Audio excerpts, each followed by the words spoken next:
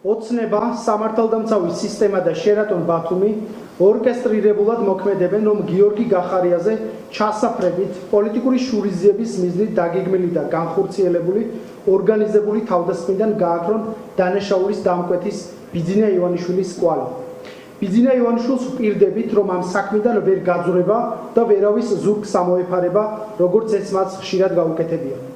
გიორგი გახარიასთვის დაზარალებული სტატუსის მინიჭება აღმოჩნდა ფიქტიური, რადგან უმთავრესი მტკიცებულების ვიდეო ჩანაწერების გაცნობის შესაძლებლობა არ მოგვცეს მათი ექსპერტიზაზე გაგზავნის ყალბი მოტივით.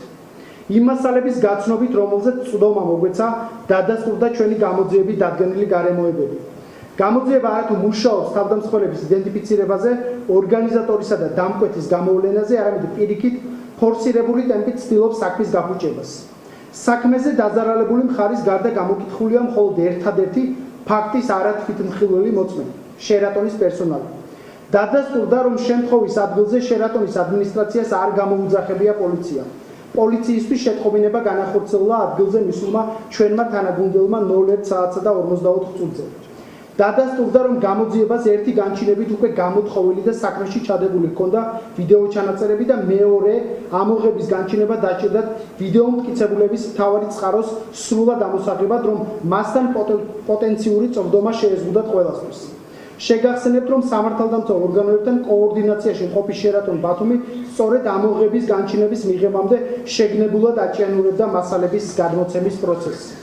ორივე განჩინებით გამოთხოვილი და ამოღებული ინფორმაცია საგამოძიებო მოქმედებების ოფრემში მითითებულია დალუქული სახით ისე, რომ საქმეში არ გახსნილა. შესაბამისად, დოკუმენტურად ყოველ შემთხვევაში ასეა, მასთან წვდომა არ ჰქონიათ საქმის გამომძიებლებსა და პროკურორს. დადასტურდა, რომ გიორგი გახარიას საქმეში გამოკითხვა მოხდა მხოლოდ მას შემდეგ, რაც ვიდეო მტკიცებულებები სრულად ამოიღეს შერატონიდან, ხოლო მისთვის დაზარალებული სტატუსის მინიჭება და საქმის მასალების გაცნობა მხოლოდ მას შემდეგ მოხდა, რაც ვიდეო მტკიცებულებები დასამალად გაგზავნეს ექსპერტიზაზე. დადასტურდა, რომ შერატონ ბათუმიდან სახელდახელოდ ამოღებულია პირდაპირ მნიშვნელობით ამოგლეჯილია სერვერული ინფრასტრუქტურა, 36 ეგრეთ წოდებული DVR დისკი, 200-მდე ტერაბაიტი მოცულობის ჩანაწერებით, რომელიც შეიცავს 8 ოქტომბრიდან მოყოლებული სასტუმროს მიერ დამუშავებულ ასობით სტუმრის პერსონალურ ინფორმაციას და მონაცემს.